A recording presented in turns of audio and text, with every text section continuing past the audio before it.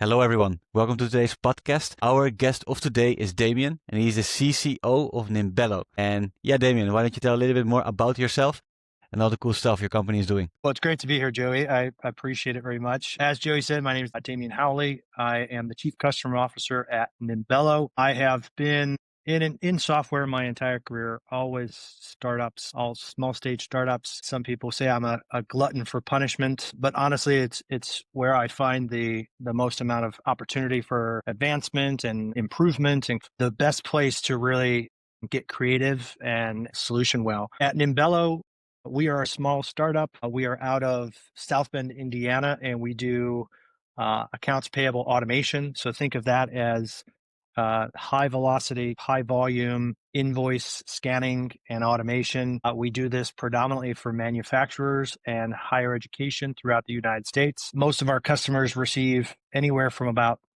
30 to 50,000 invoices per year. And some of our customers receive upwards of 1 million invoices per year. Again, that super high volume, high velocity, we automate the whole thing, and out comes really nice, verified, clean data. Very nice. And what is the biggest benefit for those like manufacturers who are using your service, automating everything? Yeah, the most obvious benefit is automation, but there's a lot of automation out there. For us, we've really made a name for ourselves in a small niche with these complex invoices. So think of it, if you've got a purchase order that's got 50 line items on it and an invoice with 50 line items, and you're running a manufacturing plant with all these parts coming in. We're checking everything against a PO. We're checking the freight, the tax, any tariffs on there. We're checking the quantity, making sure that everything lines up. And whatever doesn't line up, we just lay that out for you. So you get about upwards of 70 to 80% completely touchless. You're going from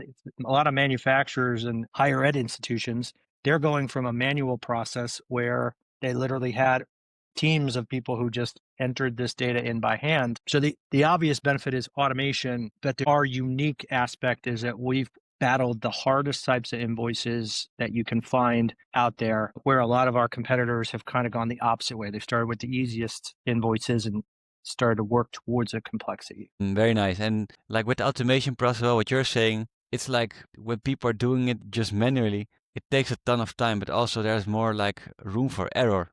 If you automate it, it's way more streamlined or not. Like, can you elaborate on that? Well, yeah, there's a ton of room for error through manual process. There's lost data. I mean, when we say manual too, think about this, and a lot of companies, and this is becoming a thing of the past as more businesses move to automation, that a lot of companies would print off the invoice and then give it to whoever had to approve it, and that person would take it down the hall and leave it on their desk. And so you've got this information disbursement that is all across the organization. As soon as you go and you move that into it, you digitize that entire process, and then you layer in automation and then AI and all the other components that come, you get a massive uplift in not only productivity right there, but also the business productivity. So you're not waiting on payments to vendors, or you can get discounts because you pay early. And the rest of your buyers are not spending all this time thinking about approving something. It's just all through the systems. It has corollary or like ancillary benefits throughout the business that are not just felt within the accounts payable team. Very nice. And do you find those manufacturers, these are like your main customer profile, right? You're targeting. How open are they towards implementing something like this? Are they like more on the conservative side and you have to educate those people towards like them realizing, hey, what you guys are doing is really relevant? Or they already know that they have a problem and you guys are like super like relevant from them from the get-go? Like, how is this process going for you guys? Yeah, that's a great question. It's a lot more of the latter.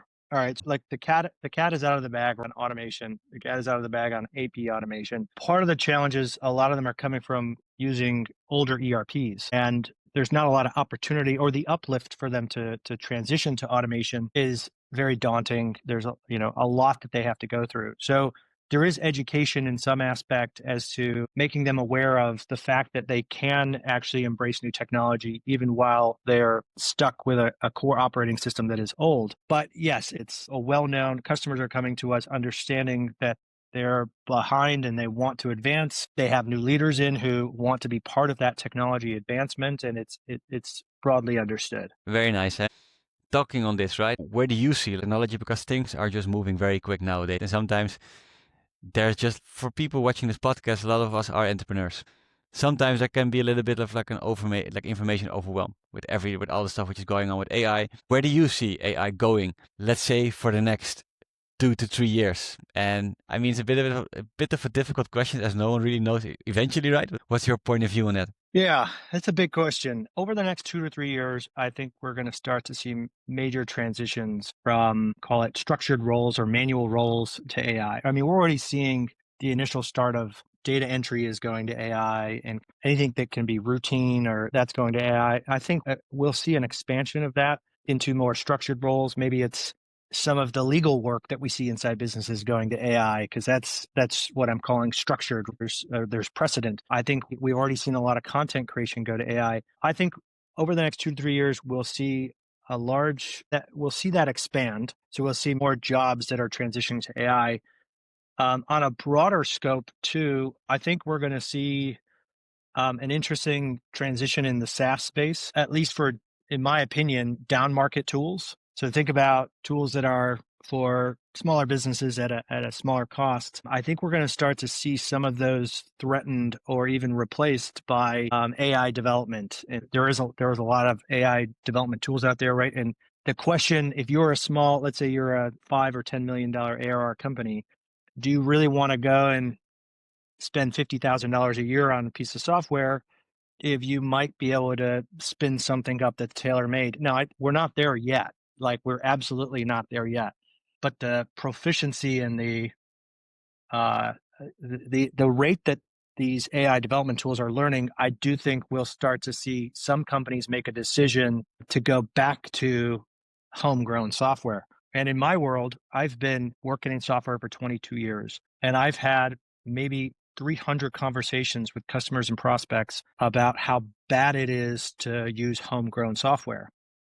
And now AI, I think, is going to become very attractive to some companies to go back to exploring homegrown software. Yeah, we're going to see some type of disruption in the software world as people have increased optionality. They're no longer looking at 2 or 3 or 4 vendors. They're looking at 2 or 3 or 4 vendors plus whatever their mind can fathom with AI. Yeah, basically, like in this overwhelm of information, it's even more important to really be on top of the market. What's going on, right? And what's the best decision for your company? I think you make an important point there, and this is a topic I'm very passionate about. I think that over the next 2 to 3 years, if you're not running a well-oiled SaaS business that has got a product that is hyper connected to the market and a culture that is rich and aligned, you will suffer faster. The bar is going to be raised for what it means for a SaaS business to succeed, and the failure rate is going to increase.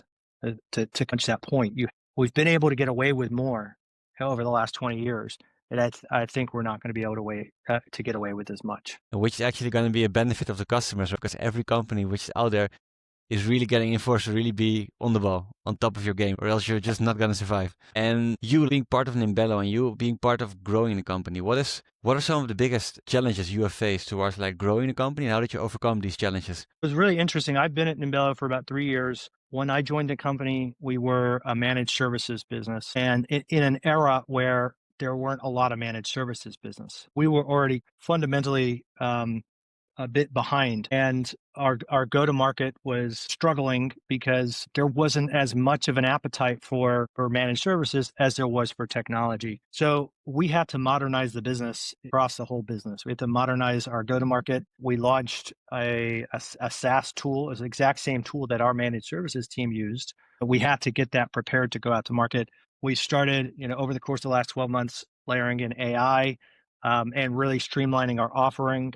We were playing catch up, and the benefit for us is that we were in these hyper niche verticals. We had mastered the core competency, rapidly converting that into a SaaS offering and then layering in AI and automation and machine learning and all these pieces. It was a mad dash. I mean, it was a big rush. We've onboarded a ton of new customers onto our technology only offering. I would say 95% of what we sell now is technology only versus managed services. We're deploying our AI initiatives across our customer base, and just think about it as like it was a massive turnaround with a lot of rush layered in there. Seems like a huge learning curve in the last couple of years. I know.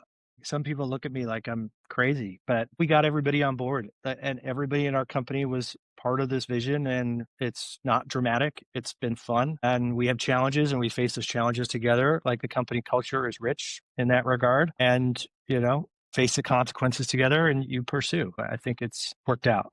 I love what you're saying. It's so much fun, right? So even though like you might have to change stuff, you might have to like modernize things in your company. It's a lot of fun. I love how you're saying that with the energy you are putting it out there, because it should be fun growing business, like, because it's not going to be easy, right? And the only way to kind of overcome all your challenges, if you kind of come in with this open mindset, let's explore, let's grow, let's kind of have fun, right? Because this way you kind of have, you kind of like are not in fear, right? Or in anxiety, like shit, like how can I manage this?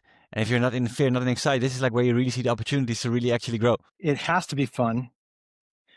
And it has to be done in a way that is rewarding implicitly. I've maybe got 35, 40 people on my teams. And if it's fun for me, but I've all their lives horrible and I make all their lives stressful because I'm beating the drum saying, then they turn off, they disengage, they become unmotivated. And this has been for 3 years now.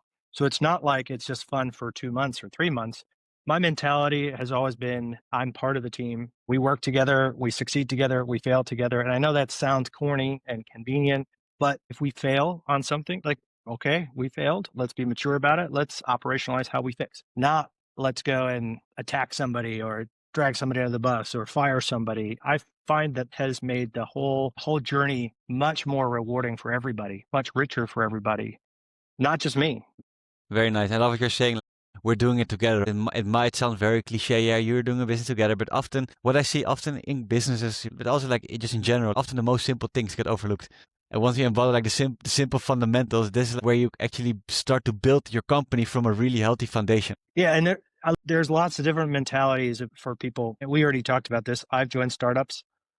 I know what I'm getting into. I know it's chaotic but rewarding. Not everybody has the same mentality as a leadership team. Some people, they're working a job, and some people see the growth opportunity of the company. Some people are not as passionate about that. They see it as a stepping stone for them to get to the next job, or their role in this company. They see that as a stepping stone to get to the next job that they actually really want. I don't think it's reasonable to expect everybody's going to they're all going to have that founder mentality, that founder grit. And so anyway, that's a really interesting topic. I didn't even anticipate talking about this today, but the cultural aspects of a business, especially in the startup, are really critical to getting the most out of people. And I think cracking the whip is not necessarily the right way, which is I'm sure there'd be a lot of people would argue with me on that, by the way. Yeah, completely makes sense. And what are some of the tools or some of the ways or channels you guys are using to acquire new customers at this moment? Yeah, so we've used all the tools. We've done all the different advertising. We do a lot of in-person, we do conferences, we do a lot of social media advertising or promotion, I would say, like social organic, if you will. Um, we've done a lot of, we've had a solid search engine, like SEO strategy of content production and case studies.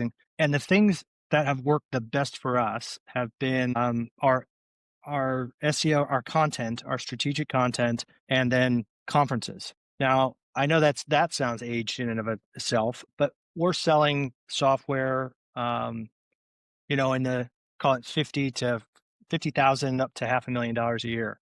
And it goes beyond that too. And our ability to connect in a credible, meaningful way. This is a consultative engagement. Implementation can take 90 to 120 days. There's no transaction here. Nobody just shows up with a credit card and swipes it, right? And so these are also individuals who are surrounded by somewhat antiquated software that does not always perform how it should. So there's some intrepidation. And we have to build trust. We have to establish real, genuine, authentic trust. Our sales process delivers that. We bring in our post-sale team, pre-sale, to do our assessments, to build credibility and line up everything across the business. And anyway, long-winded answer to say that sending 20,000 emails a week has not performed well for us. Moving into deeper rooted, more credible methods of top of funnel engagement have worked for us really well. Then if you look back, right, at pretty interesting question about when you started at Nimbello, and where you're at right now. What you're saying, lots of stuff happened, steep learning curve, lots of fun. If you could go back in time when you started with all the knowledge you're having right now, with all the lessons you have learned, what's one thing you would do differently? Yeah, I mean, I would definitely have pursued our technology only solution earlier. There was a period of time where we were unsure of whether we should make that investment. We did. It's been the right investment. I would have pursued our AI initiative earlier. Same scenario. Should we make the investment? Should we not? Lessons learned. I would have been a little bit more market facing when it came to determining our pricing strategy, our competitive layout.